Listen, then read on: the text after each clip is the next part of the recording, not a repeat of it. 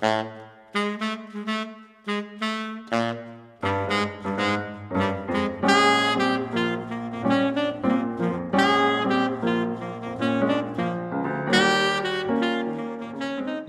Bobby, how you doing? I'm doing very well. How about yourself? I am doing awesome. We were actually just talking for a second, but I know Bobby, folks, because we performed together a number of times. And when I moved out here from New York, I moved to Los Angeles, played a bunch of gigs, went to a bunch of jam sessions, and everybody's like, Donna, you got to meet Bobby Hurricane Spencer. I'm like, "Oh, okay, all right, where is he?" And then I found you through a mutual friend, Elizabeth Hangen, who's a great bass player, great jazz blues bass player. And it's been a great friendship since then. And we played a number of shows and gigs together. And Bobby is the nicest guy, and he's a great, great player. I'll never forget, I went to a show at Big Mama's, Big Mama's Rib Shack, and Barbara Morrison was performing, and she sees Bobby in the audience. She's like, Bobby, come on up. And he comes on up. And that was like, that was so cool. You just like blew the place away. That was awesome. Oh my God. So, Bobby, tell us a little bit about how you got started in music. Yeah, well, I always wanted to play. And when I got to junior high, the music teacher, in fact, her name was Margaret Spiller. She went to all the rooms and asked if people's kids, if they want to play, sign up for the music class. And I signed up. And when we went to the class, she gave us all a little ear test at the piano. If you had a pretty good ear, she'd let you be in the class. And I wanted to play trumpet or saxophone. And she kind of steered me toward the saxophone, except someone already had the one saxophone they had. So she said, well, look, play clarinet. It'll be easy to switch over to saxophone after you play clarinet a while. And that's how I got started. Wow, it's really interesting. Of all the people that I've spoken to and interviewed, a lot of folks a lot of really good players started on clarinet. How do you think that benefited you for playing the saxophone? Well, the clarinet is significantly harder than the saxophone and very, very similar, as you know, the fingering patterns. So after I'd played clarinet for a year, switching to the saxophone was just easy money, just so easy. Let me ask you, okay, so fingerings are a lot easier on the saxophone than the clarinet, but what about embouchure? Did you have any problems adjusting from the clarinet embouchure to the saxophone embouchure? Well, if I did, I don't remember it. So I'm assuming that it wasn't a big problem. Cool. So then, all right, so you started on clarinet, you switched to saxophone. Was it alto or tenor? It was alto. Oh, okay. I didn't know that. All right. Then how long did you play alto before you moved to tenor? I didn't switch to tenor until I was about 21, I guess. Wow. And before that, I played alto, and I was actually trying to play like Charlie Parker, Paul Desmond, and other alto players. There's a guy I'm trying to remember his name. He was in the Bay Area. He played with Charlie Mingus. Can't think of his name. He had a record out called Hard Work. You might know who that is. I can't think of his name right now. Okay, not off the top of my head, but I'm going to write down a note right now. Yeah, he had a kind of a funky tune called Hard Work on alto. Cool. And so you were playing along we're great players, right? Playing along that style. And then were you doing any kind of gigs and stuff in high school, or did that come later? No, what happened was when I went to the music teacher from junior high that got me started, Margaret Spiller, she sent a note to my mother and said I was very talented and should have private lessons. And so then I switched to sax. And when I got to the high school in Oakland, they had a crack stage band. I mean, these kids were unbelievable. And it was very hard to get into that band. And I put it as a second choice because I always wanted to write, so I wanted to study harmony. But Miss Spiller, Margaret Spiller, put me in that. When I got to high school, Fremont High School, and I got my schedule, I was in that band. She really took care of me. That's awesome. And gosh, the experience that you must have had at that time must have been tremendous. It really was. The teacher, Mr. Kane, Harold Kane, was a veteran big band player. I think he played with Woody Herman and other people like that. So he wasn't just a teacher, he was a real musician. So he was so hip. He was hip. And he told me some things to do. He told me to listen, which I was already doing. And he told me to learn all of my scales, major and minor. And, so the band was so good. I mean, one of the trumpet players became lead trumpet for the Boston Symphony. Another trumpet player played in the Vegas big bands. I mean, these kids were just awesome. And I found out through, I was the lousiest music reader in the band. In fact, I wondered why I was there. And one day, Mr. Kane, it was they had 3 altos, but a big band should only have 2, and I was the last one. So we were playing a tune called Intermission Rift.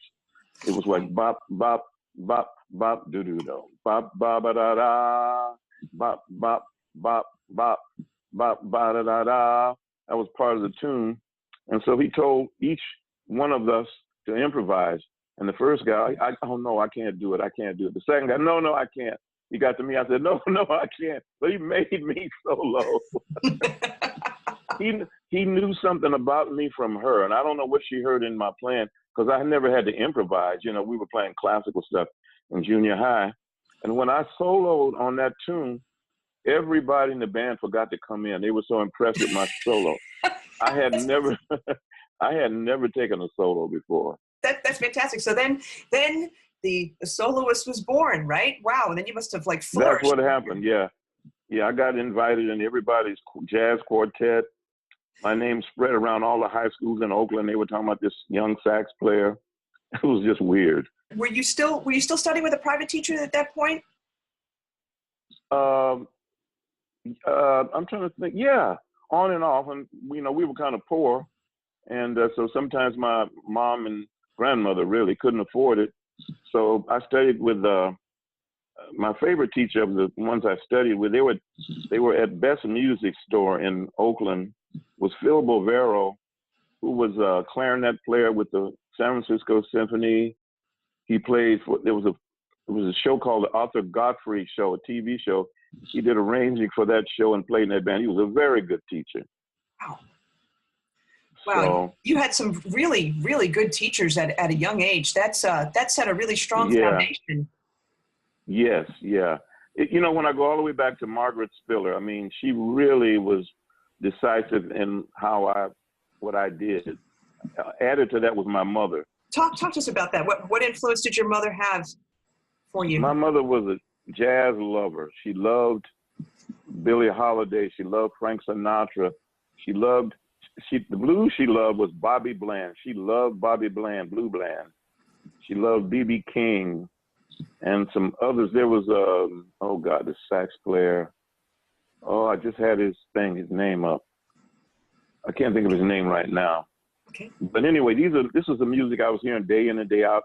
I was hearing Nat King Cole records and all this. And she put us in a record club when I was 12 called Jazz Tone Records. And the first record we got was a LP that took us all the way from the New Orleans style, the Dixieland and that thing, through the swing era, right into the modern age. We had Charlie Parker on the record. It had the West Coast jazz guys like Bud Shank, Art Pepper, and so on. So I almost got like a history lesson on that record. Actually talking to you, I'm just realizing how lucky I was. I didn't realize this till now. This was all in the 50s. Yeah, when you heard the saxophone on the radio. Yeah, I was influenced by so many great players. Red Prystock, Illinois Jacquette, David Fathead Newman of Ray Charles. These people, I heard them all on the radio, just normal. Lester Young, I heard this stuff on the radio all the time. And being very young, I mean, I didn't think nothing of it. I loved it, but I didn't know it was anything special. When I look back on it now, it's like, wow. Yeah, and how much it influenced your playing, you know, your approach to music when Yeah, you think about it. that's true. That's true. Cool. So then, you know, high school, great background, great foundation. So did you go to college or what did you do after high school? Well, you know, interesting enough, as you probably know, I later on I went to college and finished. But in those days, I actually quit high school. I never, to this day, I don't have an high school diploma. Wow, I didn't know that. Yeah, I would go to the community college periodically, and I broke into the Chitlin circuit, rhythm and blues, when I was about 22.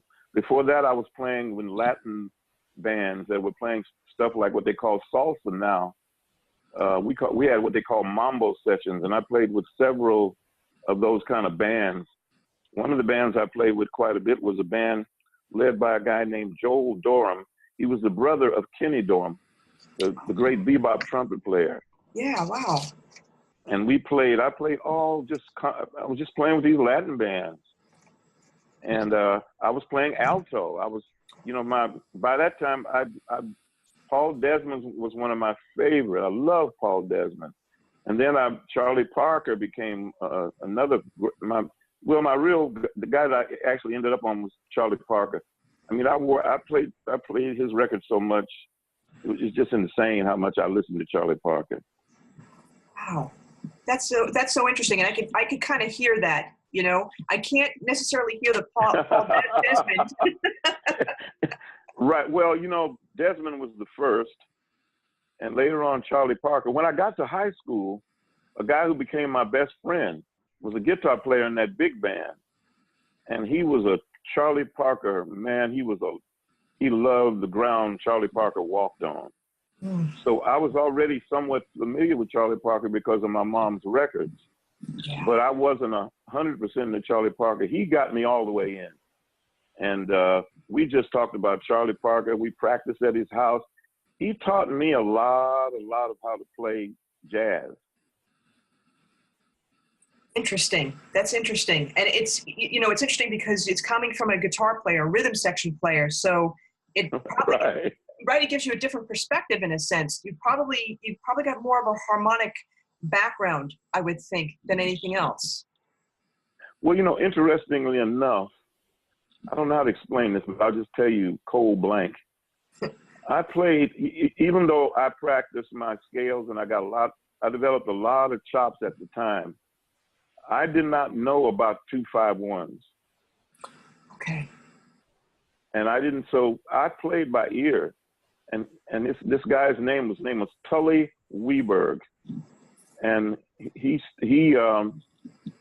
even now when I talked to him, he said everybody was amazed at my ear. They were always talking about I had this fabulous ear because I would play tunes, and I also had amazing chops in high school. I developed through the scale practice. And so I played more by ear than by chord. I guess you just felt it. So then when did you start to learn, you know, when did you start to learn the theory of what you were doing? Well, the guitar player, I had learned, I was taking some theory courses in the school with Mr. Kane, the big band teacher who was the music teacher. Okay. And so I knew about, you know, the primary chords, the secondary chords, the basics, but I had not applied them to a song. You know how you might play a D minor 7 to a G7 to a C, maybe that C will become a C minor to a F7 to a B flat, those kind of things. I didn't know that. And then one time, Tully finally broke me down and said, look, I'm going to explain this to you. He explained it to me in one afternoon, and I understood it immediately. Because you had a background by ear, you heard it, you've played along with it, you just didn't know what to call it. Right. Right. I love the way you said that. It's a gift. Let me tell you something. It's a gift because when you're, and I just actually did a Facebook Live session about this, you know, reading versus playing by ear. And it's not even verses, you know, it's the best order for really playing music is to learn stuff by ear first and then put a name to it, you know, then read it, put a name to it. I agree. Yeah. So one day Tully took me aside and said, "Let me explain to you what's going on." And after that, I mean, like I said, I understood immediately. And I'd had some theory lessons from Mr. King. So I understood 2-5-1. I got that right away. And I used to practice my scales day in and day out. So it was an easy transition. And I had listened to Charlie. I listened to Charlie Parker every day for hours, for years. Let me ask you something. When you say you like practice your scales and all this kind of stuff, obviously it wasn't just up and down. Like, what kinds of things did you do? Do you remember? When I practiced my scales?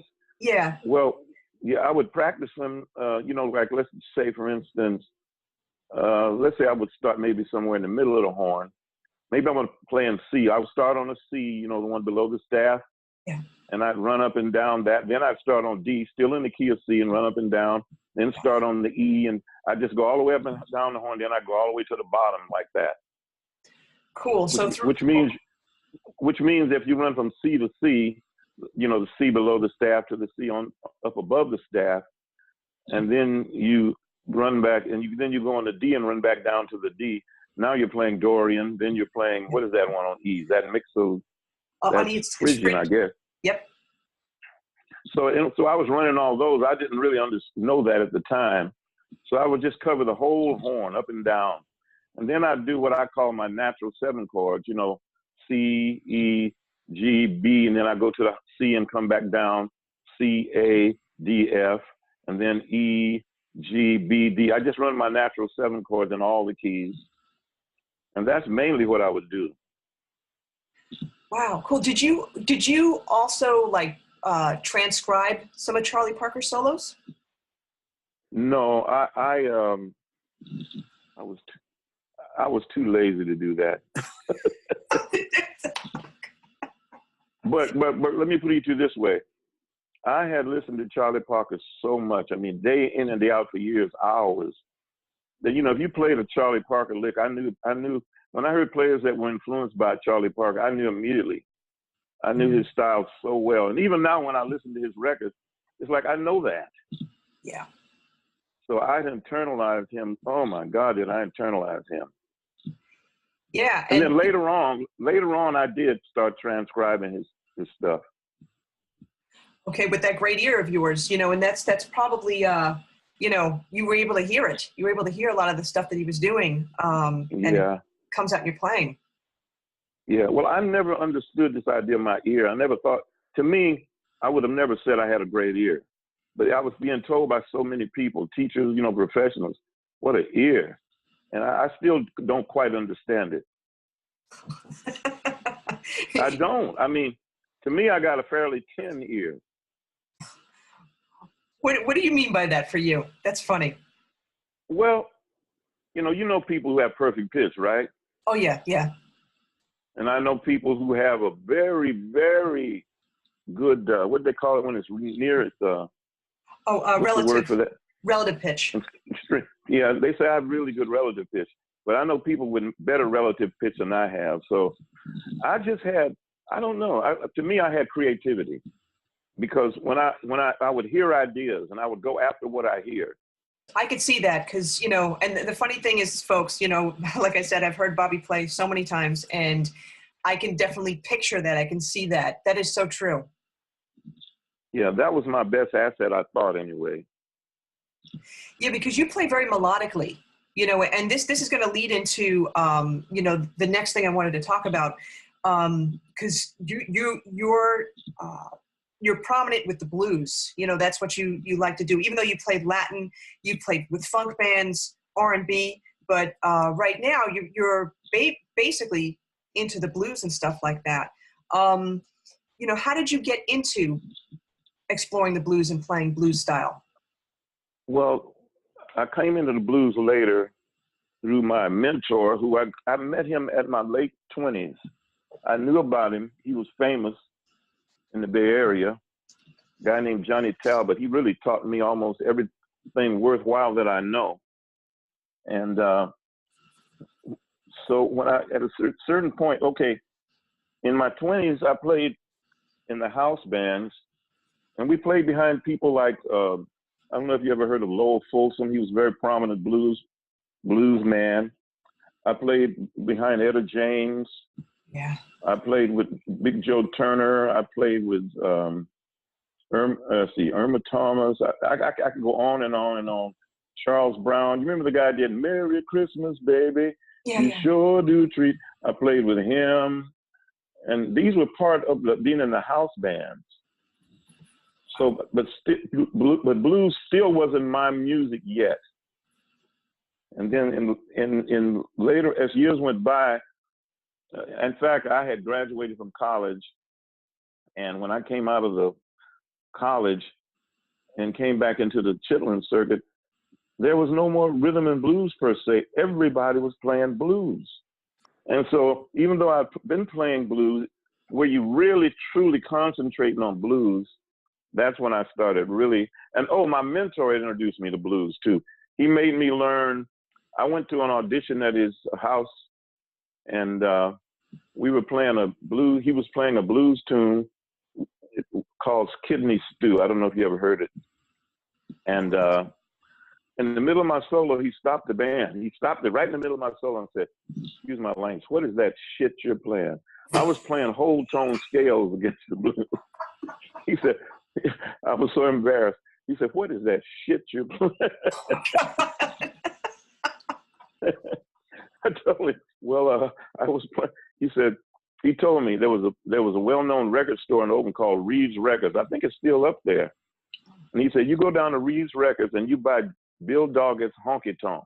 Oh, yeah. And he said, "You learn," and in those days you had part 1 and part 2. Mm-hmm. He said, "You learn every note, part 1 and part 2. And when you come back here, you better be playing that." So I went to the record. I left his house. I went to the record store, and I bought the record, and I just worked on it. I wrote some of it out, and I had it. And I have to play it now. Everybody, no matter where I go, I got to play that damn song. And the funny thing too, whenever you solo, I hear elements of honky tonk because, folks, if Yes. you want to know blues, you've got to learn honky tonk. Yeah, he told me at the time, he said, a lot of sax players learn part of it. He says, "I don't want to hear no part of it. I want you to learn part 1 and part 2, every note." Yeah. And that's what I did. And I have to play. People want me to play it. It's like a signature tune now that I have to play. And you have it on one of your recordings too. Right. And when I was down here at one point in my, I was about late 20s somewhere. It was before I met him. Johnny is his name, Johnny Talbot. And I was down here with a girl singer that I worked with. She came down here and she was a hell of a singer, and she got gigs here in LA. And she sent for me because in Oakland, if we were going to learn a tune, we sat up and listened to the record. But down here, she had all these guys who were incredible musicians, and they weren't going to listen to a record. You had to have a chart. You had to have the chords and the bass line. So I was writing charts for her. And at the club she was in, it was a club called Tiki. It was a Tiki Jacks. Wait a minute. Anyway, I forget the name. Anyway, it was on Western. And there was a sax player who did a jam session there on Sunday. And guess who he was? It was the guy playing honky tonk. Oh, wow. In the Clifford Scott. I think it was in Clifford Scott. He was the guy that was on the record. Wow. Oh my gosh. And he was a jazz player too. Wow. That must have been amazing for you. Let me tell you, he played so good I wanted to take my horn and sell it. He was awesome. I mean, he was like, oh my God, I'll never be able to play like that. Wow. Well, that whole honky tonk solo, to me, it's such a classic. It is such a classic. And then I actually was encouraged when I was first learning transcription, I was told to learn the Jimmy Smith Primetime CD version of honky tonk. Oh, really? I never heard that. Oh, all right. I got to send that to you. I'm going to make a note because, you have to. Yeah. Yes, you have to. I'd love to hear that. Oh my gosh, it is really, really good. And they take the original solo and then they, you know, they spice it up a little bit, you know. Wow. Oh, I Oh got to hear gosh. that. Okay, yeah, I gotta send that. I'm writing that down right now because you have to hear Wow. that. You have to hear that. And then I didn't hear the original version of Prime Time until years later, parts 1 and 2, when I was teaching some Oh. students, and they were like, I want to learn honky tonk, you know, the 50s version. I'm like, 50s version? What? I know the Jimmy Smith version. So yeah. Wow. I never knew there was a Jimmy Smith version. Oh, it's smoking. It's really good. It's really Oh, good. I know it is. I know it is. Yeah. And folks, it's on Jimmy Smith's Primetime CD. You can check it out on iTunes or even on YouTube, believe it or not. Yeah, you could just search Jimmy Smith Primetime CD Honky Tonk, and you'll get the version right there. All right. All right. Woo. That's awesome. So let me ask you something then. You know, you're playing blues, definitely learning honky tonk, right? You met Clifford Scott, you heard him play live. So what lessons have you learned from playing the blues? Well, blues, as I got more and more into the blues, and I have to tell you that Johnny Talbot, most of the most important things that I know about music and even life, he taught me. We became best friends. We talked. In fact, a little earlier today, he called me. I was at a restaurant. He called me. Johnny Talbot was he was the main teacher of my life, more than anybody. And he had played with Aretha. He had played with Sam Cooke. He did an apprenticeship under T-Bone Walker in Alaska. He was on Kent Records with B.B. King and Ike and Tina Turner. He was on Atlantic Records. Now I'm going to tell you something that's going to sound crazy to you. You've heard people talk about funk, right? Yeah. And you've heard Sly Stone about Sly Stone, right? Oh yeah. Sly Stone did not create funk. Okay. He was one of the great exponents of it, and he was a genius. Johnny Talbot created funk. Oh wow! Talk to us a little bit about this. This is interesting. Well, I'll tell you, I around Oakland, as I was doing all these gigs and the Latin mambo things and all I was doing, I always heard of Johnny Talbot because he'd had local hit records. Okay. And he was very influential. But I wasn't in the Chitlin circuit yet. And so I didn't know him, but I had heard of him and heard some of his music on the radio. But what happened was Johnny took blues. T-Bone Walker is one of his main influences. His father was a Pentecostal preacher. And his father was a guitar player too. So he had all those rhythms of the Pentecostal church. Blues and the popular music was out. He came out. And then another thing they used to do, and he called it scratching. You know, when the guitar players are chicka-chink, chicka-chink, chink, chicka-chink, that kind of thing? Yeah. That rhythmic playing. And he put this all together and created this sound, this funk style. And I was down the street from one of the great clubs in Oakland, with a friend of mine, and I said, "Well, look, I'm going down here to the Sportsman, I think it was, to hear this organ trio, because all those clubs had organ trios, and it was Eugene Keel is who I went to hear. So I went down there, and I heard a music, Donna, that I had never heard before. It was so beautiful. It was just hypnotic. I was just completely blown away. And when I got to the door, I knew the girl on the door, and I looked in there, and I was like, who is that? It was Johnny Talbot and his band, Johnny Talbot and D Fangs. D-E for the, Fangs, T. You know how you say things, right? Oh, yeah. T-H-I-N-G-S, well, T-H-A-N-G-S, Fangs. It was his band, and I was just completely mesmerized. It just completely blew my mind. And at the same time, somewhere around that time, I heard Junior Walker's Cleo's Back. Okay. Was it Cleo's Mood or Cleo's Back? I think it's Cleo's One Mood. of those. Yeah. Mood. Okay. I was completely destroyed. I told my mama I needed help. I said, I got to get a tenor saxophone. Oh, okay.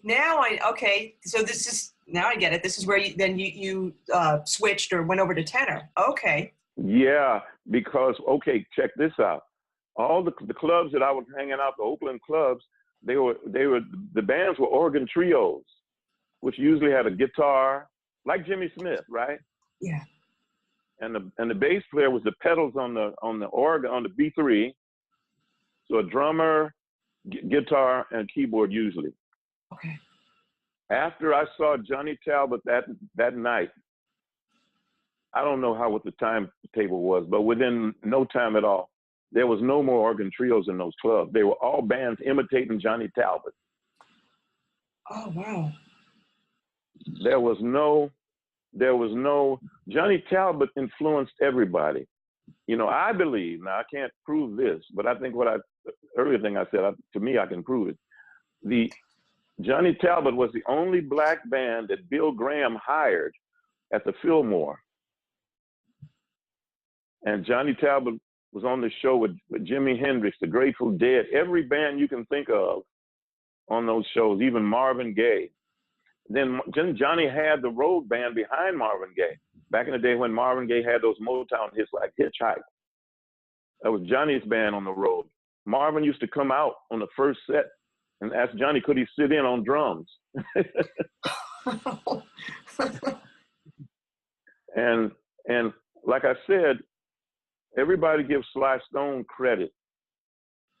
Now, don't get me wrong. Sly Stone was a disc jockey. He was the greatest disc jockey you ever heard. So Johnny, and he was going and hear Johnny Talbot. Everybody was listening to Johnny Talbot and D. Thang. And Sly Stone was listening to Johnny Talbot and D. Thang. Even that Sly Stone family and Sly and the Family Stone, the basic type of band it is, the instrumentation and the approach to music, that comes from Johnny Talbot. Wow. This is a great history lesson, I got to tell you. Well, I said, probably nobody's going to believe this, but I'm telling you what happened. I was there. Yeah. Crazy, huh? Yeah. So talk to us a little bit more. So then, you got influenced by Johnny Talbot and, and then you heard Junior Walker and all this stuff. You switched over to tenor. Then what happened? Tell us a little bit more. Well, eventually, it seems to me, I don't know the timetable, but in a fairly short period of time, I started getting work. A friend of mine who played trumpet and sang in one of the doo-wop groups I was in. I was in doo-wop groups too in high school. We used to have all the girls in the auditorium crying, singing those romantic ballads. and this guy was in one of my doo-wop groups, and he played trumpet. And he said, well, there's this guy named Harold Andrews who's they had a local hit. It was a guy named Little Ronnie, and he had a hit called, I forgot the name of it, I Was Wrong. Called I Was Wrong was the name of the song. And I thought it was James Brown. It sounded just like James Brown.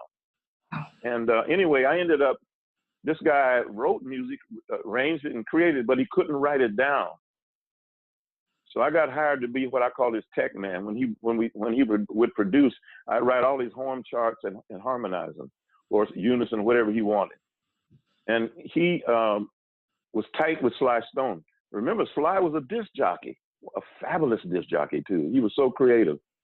And so I got to be around Sly a lot of times because Harold and Sly would be doing things together. And we did a show with Sly in San Francisco. Sly came into the place riding a Great Dane dog. Oh my God. He was always flamboyant. And then he decided to form the band Sly and the Family Stone. So he got his brother, he got Larry Graham. But before he got Larry Graham, he asked Harold to be his bass player, this guy I'm writing charts for. And Harold said, no, I can't, I don't want to do it because I got my own thing. So he ended up getting Larry Graham. Now, Harold Andrews' old lady, girlfriend, they had a little girl named Laura.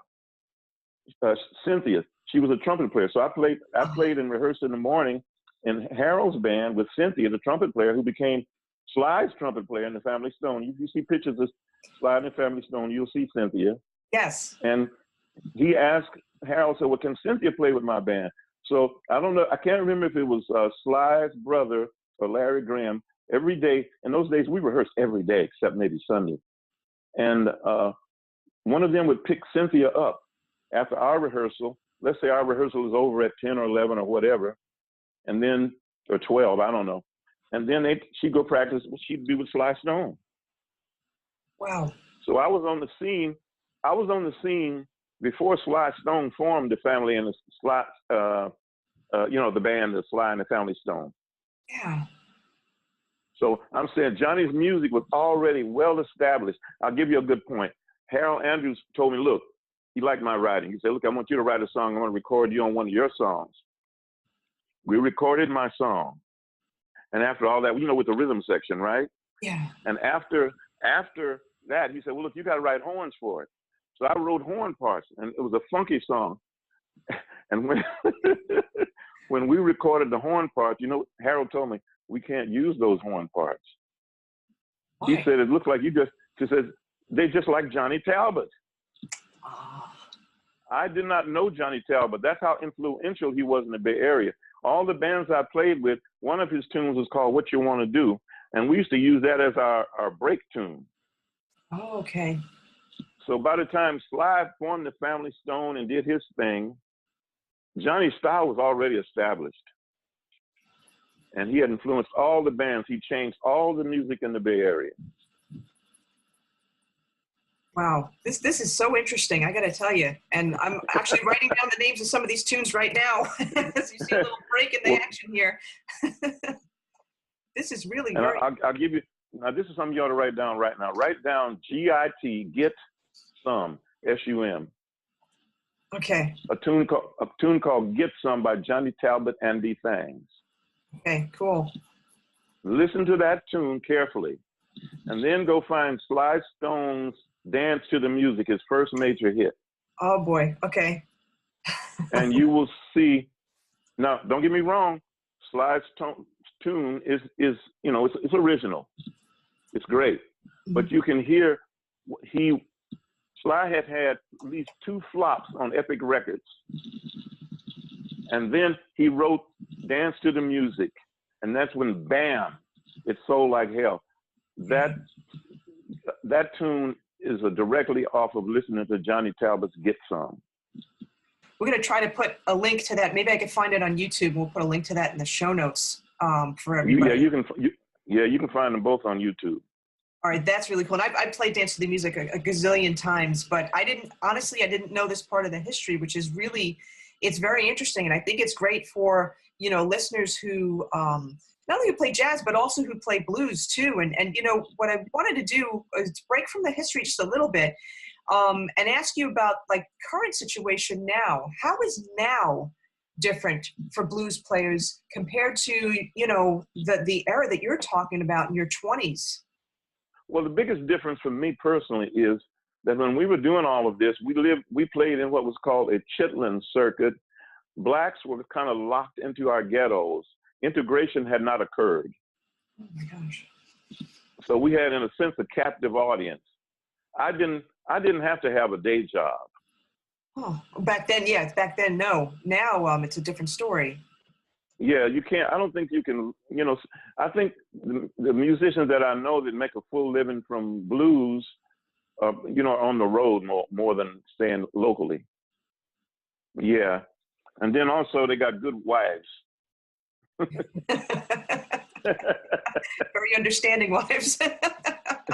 Yeah, there you go. Very understanding wives. That's funny. Oh my gosh. So then, yeah, so that you feel is like the biggest difference between back then and now.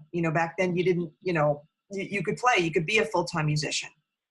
Yeah. Well, for example, I played in the hottest scene at the time. At that point, was a club. The hottest club in Oakland, maybe in the general area, was a place called the Showcase, and its sister club, the Sportsman. They were owned by a former Black NBA player, Don Barksdale. Okay. And all of the, I don't even know how to describe this to you, but it was everything from pimps and players to gangsters to some degree of the black bourgeoisie attended these clubs. He booked Lou Rawls, he booked Bobby Bland, he booked the Dells, he booked Etta James, and I was in the house band that played behind whoever came into the club and they didn't have a road band with them. We were the band behind them.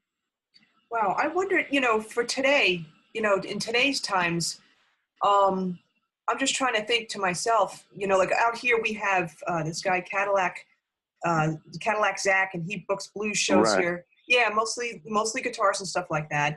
But they tend to bring their own band.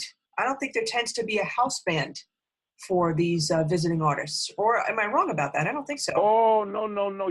I think you're pretty much right. See what happened? Look, Etta James, I played behind her a number of times in the showcase. Etta James didn't have a band on the road with her, but see, she was still mostly known to black people then. So there just wasn't enough money for her to bring a band. I think at one point she had a guitar player with her. I think at one time when she came through. But eventually, you know what happened with her? She became like a world sensation. Yeah. So all these people that later became, B.B. King even came by and sat in with us one day. Oh, wow. And I got pictures of me and the band. You ever heard of Red Fox? Yeah. We playing with Red Fox, and we did a show with him there. I'm standing behind him, and he's playing. He ain't really playing, but he's got the trumpet player's trumpet. And he's a comedian, so he's acting silly with the trumpet. And I'm in that picture. Oh, that's awesome.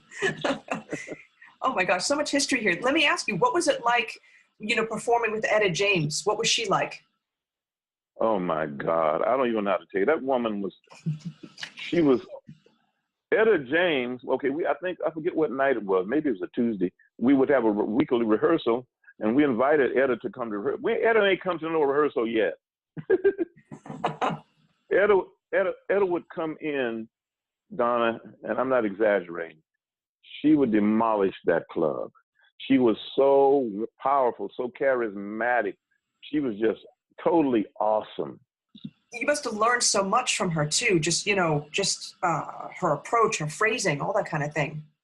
Oh yeah, you learn it, but you don't know you're learning. You're just picking it up. Yeah. I remember that as I became I was a lead singer in high school with the doo-wops, but I became a pretty sophisticated rhythm and blues singer because I played behind all these great singers. Mm. You learn how to do shows because, okay, the format in those days was 4 sets. The first set was all the band. And the first set, we would play mostly funky jazz, like Lee Morgan's, what's that song? Sidewinder, yeah. Sidewinder, a song from my father. We play the funky type stuff. And then we could stretch out, play some jazz against that. And then the second set would be the set where we would play a couple of tunes and then bring the star up. So Etta would come up and tear the place down. Then we'd have another break, and the next set we'd play again, but we played dance music. We played so much James Brown it was coming out of my ears. And and then the last set would be the final show with Etta James. We play a couple of tunes and bring her up, and that was the format in those days. Was that every night, or was it just once a week, or how did that work? Well, this gig was about, that was 2 nights a week, that gig, I think. 2 nights, yeah. Friday and Saturday. Later on, I was at a place called Al's House of Smiles. It started off, it was 5 nights a week. I played behind the Pointer Sisters at that club. Oh, wow. I don't know, have you ever heard of the Pointer Sisters? Oh, sure, yeah. Yeah, and then I was at another famous place called Esther's Orbit Room, where I played behind, every kind of blues player. I tried to play behind Lightning Hopkins because I was up on the bandstand. He was there, but he didn't use horns, and I was hoping I could sneak in and he wouldn't say anything. But he told me, "You can sit down. I don't use horns." I was like, "Oh God, I wish I want to be able to say I played with Lightning." I'll tell you a verse he sang that I never forgot. It was I don't know the name of the song. It was, "Let lightning off this bottom before this water rise. Let lightning off this bottom before this water rise. Lightning ain't no Christian. He don't want to be baptized. I never forgot that verse. That's awesome. And you know, it's cool. The funny thing, when I first met you, I knew you as a saxophone player. And then I heard you sing. I'm like, oh my gosh, he sings really well. And he does. And But, you do.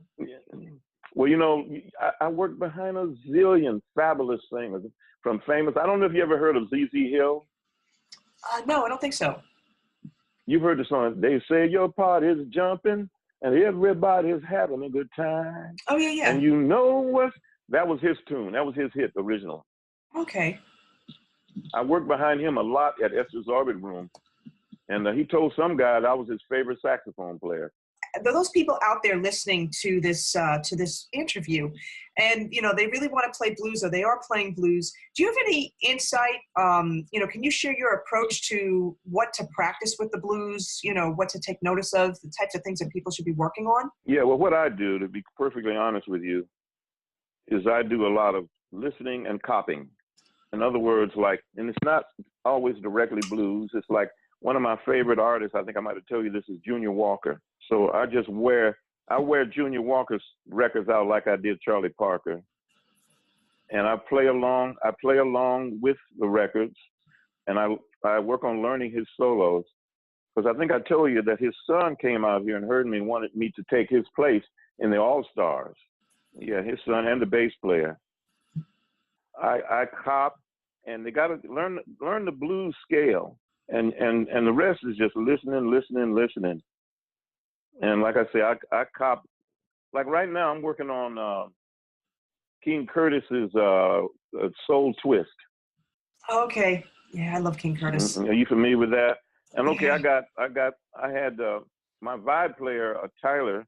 Oh yeah. Tyler Coons. Oh, you know Tyler? Yeah, we did that gig together at what was that, Roscoe's or something like that. Yeah. Yeah, well, Tyler is extremely good at writing stuff out. I have him write all the stuff out for me.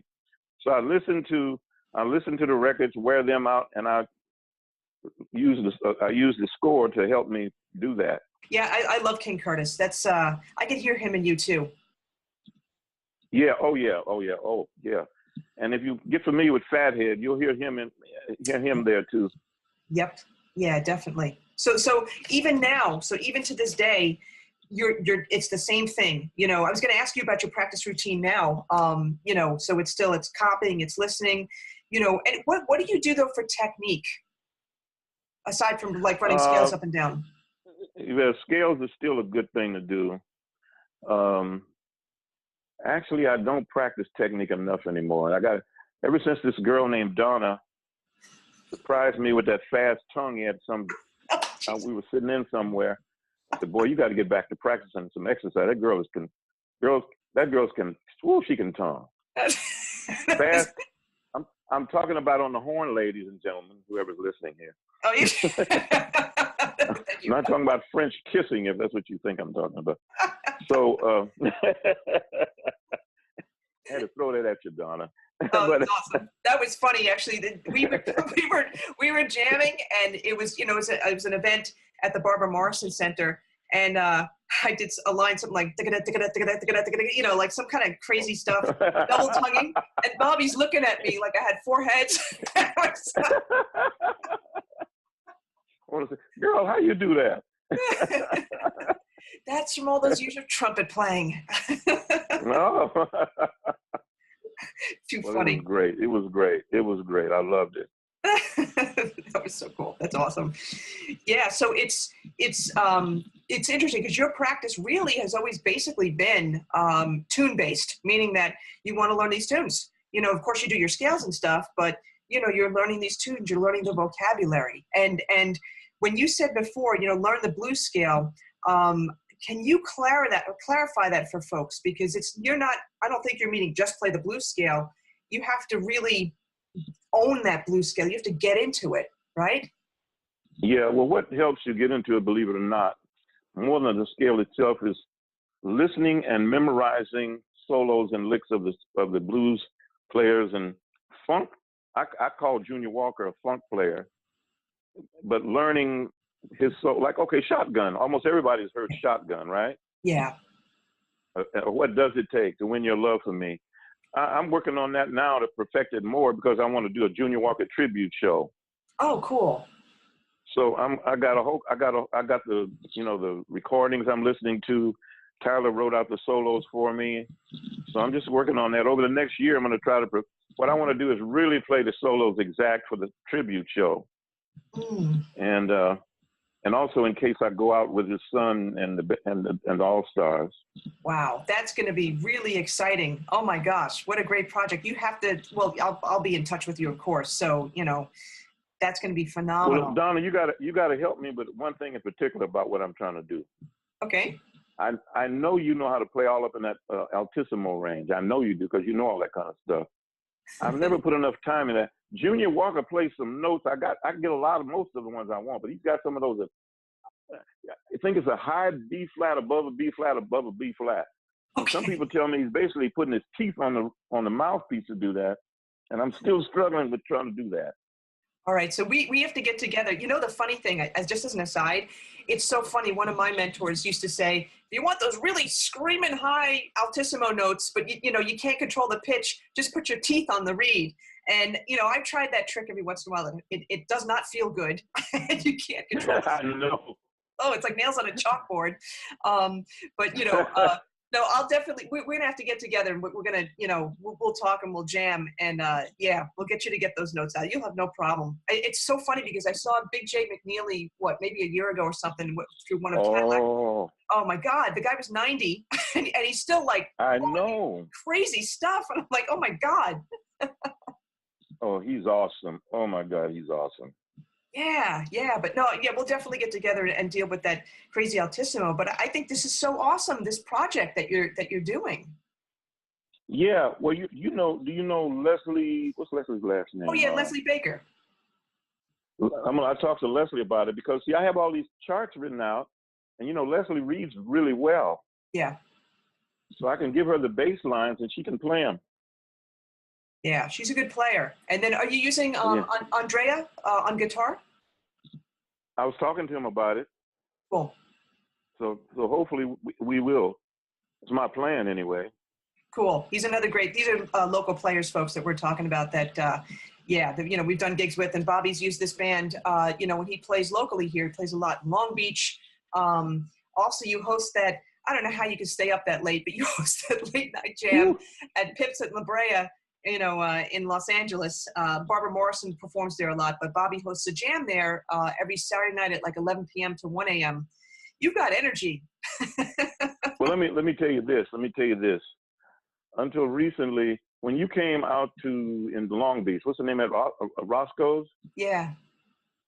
I was diagnosed with a congestive heart failure. So I had a period of quite a long time where I couldn't breathe well. Yeah. Even during that time, I was like that. And you remember the girl singer Kelly Chapeau? Yes. Kelly saved me. Lisa would look up there and see me when I was really going down. And she'd say, Kelly, get up there, take over. But you probably, you won't know it because you haven't been that sick like that. But it's amazing what you can do, even though you're that messed up. Yeah. I had times I almost passed out. Wow. But Rita has nursed me back to pretty good health now, and I'm getting stronger all the time. And you know what? I can hear it. I can definitely hear it. And Rita is Bobby's wife and manager. And, but the great thing, though, is that, when I first met you, I knew you were having some problems, but you could still, because you had a good foundation, great breath support. Yeah. You knew how to breathe, and that, believe it or not, I think that saved you too. Because if you were a regular human being and not a musician, it would have been harder for you to probably recover. You knew how to use your air. You knew how to use your breathing. Yeah. And then again, think about this: when you take a full breath of air, that's a lot of oxygen. That's what I needed was oxygen. Absolutely. Oh my gosh. So actually, yeah, I was going to actually ask you what your practice routine was now, but you pretty much covered that. And, and all these great new projects that are going on for you, and just the fact, like I said, you know, you host that jam, and you know, you get involved with some other things as well. So, are there any? Well, I recently did a documentary that was by a film company for. It was about a bass player who died many years ago, and it was for his son, who's kind of a well-known chef in I think Switzerland. And in that place, I'm playing the role of a jazz musician. You know, I got this cool-looking straw hat and all that kind of stuff. So I'm waiting for that to come out. And then I'm playing the part of a Dixieland clarinet player Oh. in a sitcom. Oh my God! Oh, wow! It's a comedy. It's a comedy. It's insane. Do you know Ted? What's Ted's last name? Trumpet player, plays big band stuff. Ted Murdoch. Do you know Ted Murdoch, jazz trumpet player? I don't think so. I mean, maybe I met him, but I don't think so. Anyway, him and I are in this big band, the Tony Farrow band. Oh, Tony. Yeah, okay, I know Tony. Okay, and so Dino Mataloni. Do you know Dino Mataloni? No, I don't think so. Dino Mataloni has a studio. He's a drummer, and he's the actual band leader. And he played with Johnny Hammond Smith. He was Johnny Hammond Smith's drummer. Oh, wow. It's kind of an all-star band. We have Dig Lewis, bass player, played for years with Tina Turner. Who else? I bet you know Greg Wright, though, right? Yeah. Yeah, you know Greg Wright played with Michael Jackson, the Jacksons, Michael Jackson and the Jackson 5 on the Victory Tour and the Bad Tour, I believe. So these are real ace players. And you know Jimbo Ross, a electric viola player. Anyway, Jimbo plays on, he does Johnny Mathis shows, Barbra Streisand. He's done movie scores, him and his wife, who's a cello player. He's a really incredible music reader and all that kind of thing. So anyway, it's kind of an all-star band, and all the guys have kind of an illustrious, resume. Yeah. So I'm working with them, and you know about my two trios where I play at what's the name of that place? The winery. I play at the winery up in Burbank. The Press. Oh gosh, now it's escaping me. Cafe Press Winery. Yeah, that's the one. So I'm doing all that. I'm doing all kind of stuff. I'm playing with a guy named, David Dot Hale in the Blue Blind Lemon. I'm playing with him. I went up and played, a week ago or two, I went up and played in Haywood in the San Francisco area with him at the Blues Festival. Cool. I'm doing a million things. And Retha keeps up with them because I can't remember half of them. Because you're really busy. I got to tell you, my God. Everywhere you look, you're playing everywhere. And then you know I'm playing at Pips. She already said I'm playing at Pips. So I'm doing that, and it's other stuff too. I'm playing with Bernie Pearl. You know Bernie Pearl? Oh, sure, yeah. I'm doing stuff with him. I can't even keep up with all this stuff. It's funny. I guess the question I have to ask you, I asked you about your practice routine, but how do you even have time to practice because you're doing all this stuff? Well, that's why I say I don't work on my technique as much as I should. I'm usually working on something to do with that, and I work on my jazz. I got to get a new battery for it, but I have I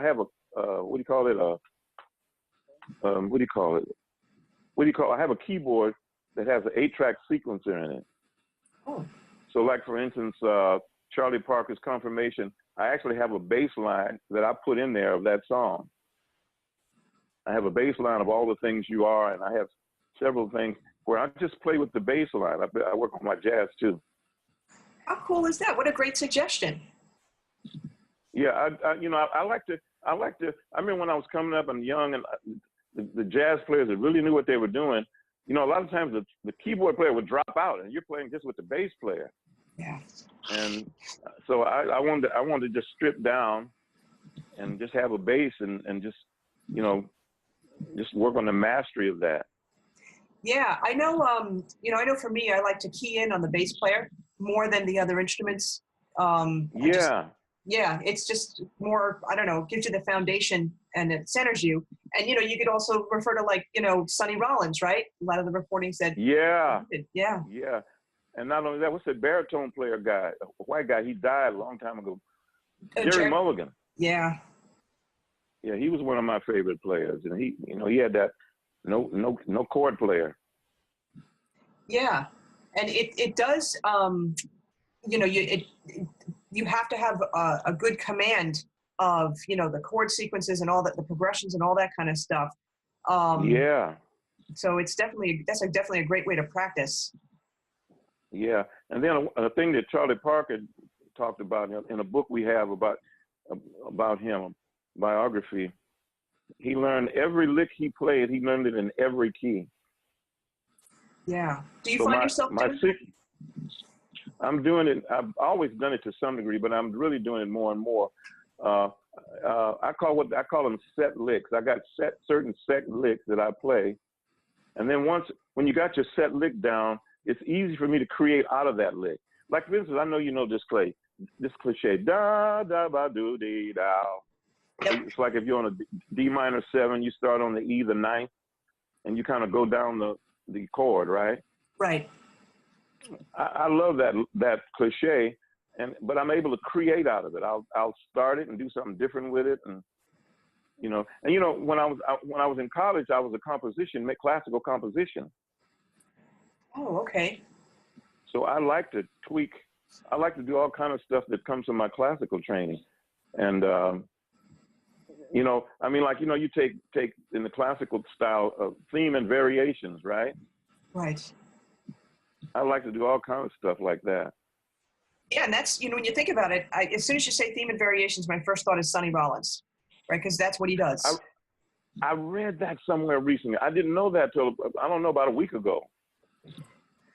How interesting is that? I've always thought that because you listen to his solos. I'm just thinking of St. Thomas. They'll start off, and each chorus will have its own character to it, but it's like he knows how to develop. Just knows how to develop those motifs. Yeah, I love that. And when I was studying composition, we a lot of Bach's well-tempered clavier. The first one, the one in C. Oh my God, the stuff he does with that. Let's see. Da da da da da da da da da. And then he goes up to the fifth and does it again and again, and then he breaks it up. So I just love that kind of stuff. Yeah, the counterpoint, absolutely. It's oh my God, yes. Yeah, and it's interesting because jazz is composition. When you're thinking about it. Yeah, absolutely. It's how you develop it. And it depends also on the style that you're doing too. And what's really interesting, what's really interesting too is that you've played all these styles and whatnot, and you're also very well known for the blues stuff. But what I think people are also getting out of this is that you don't just play blues. You're listening to everybody, and you may hear a lick that you like or a solo that you like. You're gonna use your ears, learn it, copy it, right. and then find those like set licks and stuff like that, and then learn those, and then go off of that. That's really the way you learn jazz. I was gonna say any music when you think about it. Yeah. Well, Charlie Parker memorized Lester Young solos and Buster Smith solos. He learned from all of those people. I got one other story I want to tell you real quick. I don't know how long you got. Pharoah Sanders. You heard of Pharoah Sanders? Yes. I met Pharoah way back when I was in my 20s. Anyway, we started running around, and he loved jam sessions. He didn't have a car, so we'd go to every jam session we could find. And then at one point he said, well, guess what? He said, John's in town. John Coltrane. He was over in San Francisco. He said, you want to go? And I said, hell yeah. So we went over to San Francisco to the jazz workshop. And we went back in the dressing room with John Coltrane. He introduced me. And then I went on outside and sat down on the little bench. It was kind of a little bit in the back of the bandstand. And anyway, the way John and that famous quartet with Garrison and McCoy Tyner and I forget who else, the way they approached things, there was no announcement. Okay, ladies and gentlemen, here comes the star, John Coltrane. Nobody said shit. They just meandered out there and started playing. They played for the whole set, and then they left, went back in the dressing room. So anyway, I'm sitting in this on this bench, and where I'm sitting, I'm facing the audience, right? And so they all come out like this. McCoy Tyner's out there You just think he's warming up on a piano until you've seen him a few times and you know. So then Coltrane comes out and the drum. Oh, okay, they're out there. And I'm with Pharoah Sanders, so he's out there too. So Elvin Jones ain't out there yet, but they're playing, right? So I'm sitting there, and I swear to God, this is true. Elvin Jones comes out of the dressing room, sits beside me, and promptly lays his head on my shoulder and goes to sleep. I swear. I know it sounds too far out to believe, but that's what happened. Holy cow. John is looking back.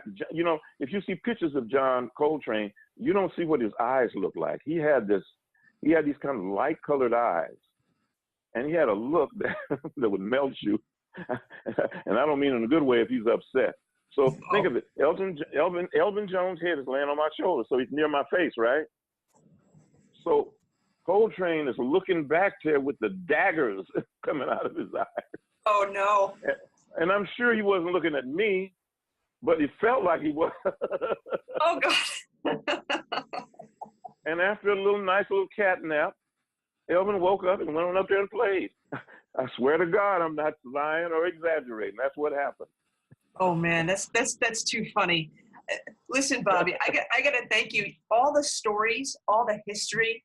Oh my gosh, this has been fantastic. I can't thank you enough for spending some time with us. Like I said, you know, folks, he really is busy. Every time I look, he's playing or hosting a jam or playing. Well, I've enjoyed it immensely. This is fantastic. And I know I'm going to be seeing you soon, and we'll definitely get together and we'll talk about that altissimo stuff. All right. I'm looking forward to it. Cool. Thanks so much, Bobby. Thank you.